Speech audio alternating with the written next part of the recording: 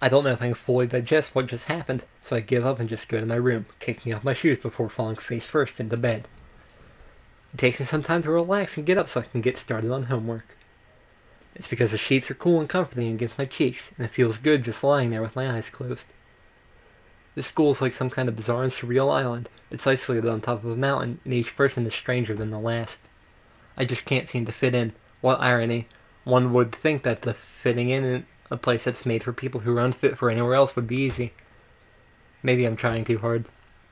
Although I say that, it doesn't help take the edge off, and the words are left echoing off my empty walls. I guess it's not as bad as I expected, though. This place really is more a school and less a hospital pretending it's a school than I thought it would be. If nothing else, the scenery is beautiful. I open one eye, seeing the school books and bottles of pills arranged side by side on my desktop. Maybe this place is too much like a normal school.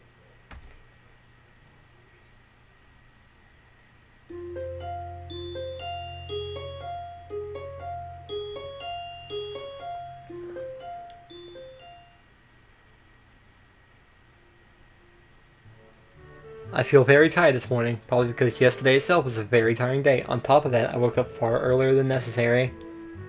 Did I miss something on accident? Lunch evolution theory? Maybe this place... Okay, yeah. After saying hi to Shizune and Misha, I start doing the work as instructed from the board. It already looks like today is going to be heavy. I don't have a problem with that now, though. Shizune and Misha might jump on me trying to get an answer about whether or not I decide to join the student council, even if it's just one day. I wouldn't put it past them to try, and I don't have an answer for them if they do, so the situation is convenient for me. About 10 minutes into class, Hanako walks in and takes a seat, but no one looks at her. The teacher doesn't even comment on her lateness. He does, however, stop us to say that we're going to break into groups again.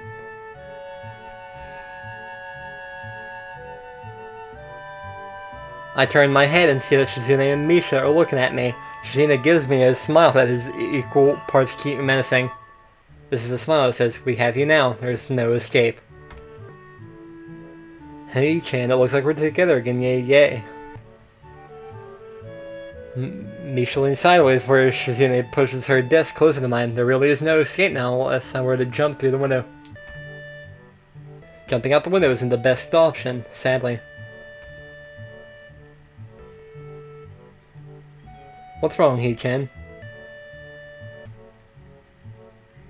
Oh, Hee-chan, have you been thinking about what you said yesterday? You said that you would think about joining the student council, didn't you? It's okay, Hee-chan. We were talking about it after you left, and it would be rude to expect you to already have an answer for us early, right? Right.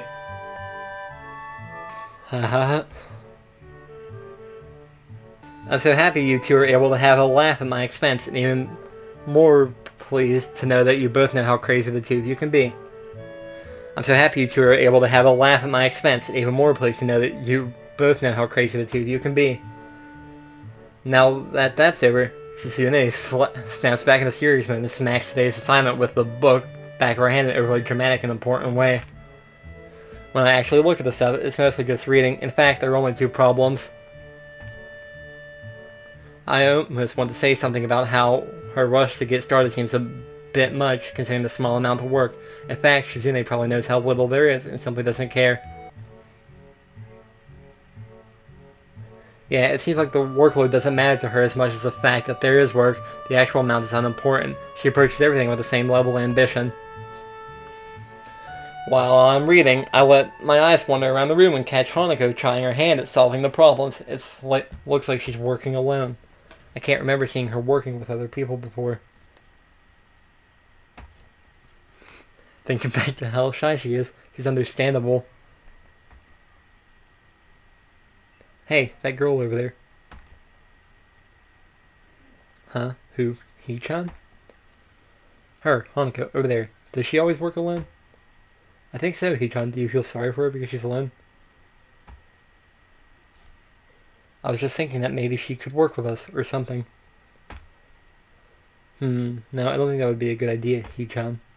Why not? Shi-chan wouldn't get along with her. Why?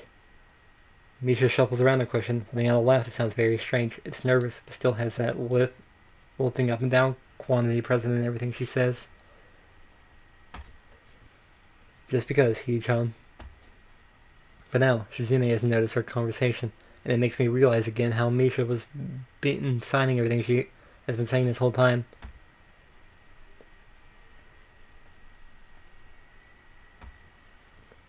What, Shi-chan? The friend of my enemy is my enemy? That sounds so harsh. I'm not going to say that. You said it anyway. I know, Shi-chan. It's fine if you were here. I wonder if this is Misha's way of keeping things fair, since without her, I wouldn't be able to understand the things Shizune is saying, and vice versa. Is that also why she signs all the time, so there's never a conversation Shizune will be left out of? Anyway, we should start on the problems now, Shi-chan. We finished with time to spare, and I decided to ask if there are any alternatives to the cafeteria, as frankly, the food so far has been subpar. Since Shizune and Misha arguing among themselves about their favorite restaurants, all of them are downtown, so I don't think we have time to go all the way there. And what about the bill? Are they arguing just for the fun of it? Maybe they seem so distracted by it that they don't even notice the start of the actual lunch break. I'll look over my shoulder towards the back of the classroom. She seems to be studying her notes from the previous class. It's an odd sight. Everyone else in the class is busying themselves with the lunch break.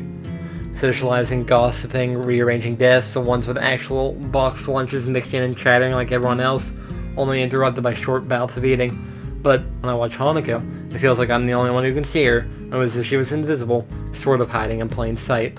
Is she being bullied? Is she isolating herself from the rest of the class on her own accord? I see her look over her shoulder towards the classroom's rear door. Come to think of it, she hasn't turned a page since I started watching her. I guess she's waiting for someone. What to do? Let's go talk with her. Go talk with Hanako. I still feel bad for making her run away yesterday, so I'd better say something. Hey there, Hanako. Hisao? Well, at least she remembers my name.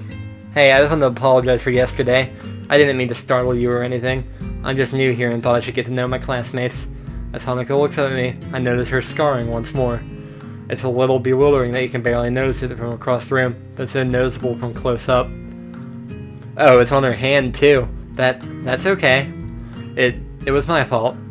Nah, that wasn't anyone's fault, it just kind of happened. So, are you waiting for someone? I saw you looking at the door before. Yes, Lily. Oh, you mean Lily the blind girl? Hanako only nods in response, and I can't help but wonder if defining people through their disabilities is a faux pas of the worst kind or just normal here. Or faux pas. I guess that explains why Lily took off after her yesterday. She seems like a nice girl. Are you two friends? Yes. As if hoping for Lily to appear, she checks over her shoulder again. I think I'm making her nervous again. I hope I'm not disturbing you right now. No, that's not it. It's just easier if Lily doesn't come here. Oh, because it's hard to get around the classroom? Not really. Hanako's gaze drifts past my shoulder and towards Shizune. Shizune? Hanako nods again. What about her? Don't they get along? Hanako shakes her head. Clearly this is something she doesn't want to talk about. It does make a strange sort of sense. Shizune and Lily not getting along so well. Communication between the two would be all but impossible. It's hard enough talking to Shizune through Misha, even when you can see whose hands are talking. Hanako is so focused on Shizune that I am the first to notice Lily at the door. Oh, she's here now. Hanako spins around to confirm this. Upon seeing Lily, she moves quickly to the door. Lily? Ah, Hanako. Good morning. Is the president here? Yes.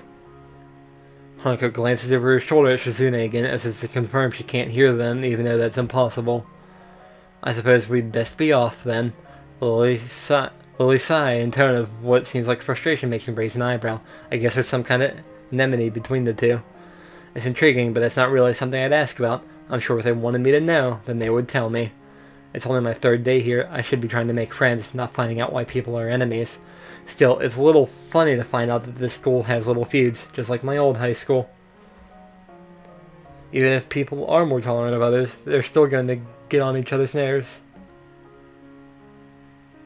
Hey Lily, how are things? I'm sorry I made you run off yesterday. Oh my, is that Hisao? I didn't realize you were here.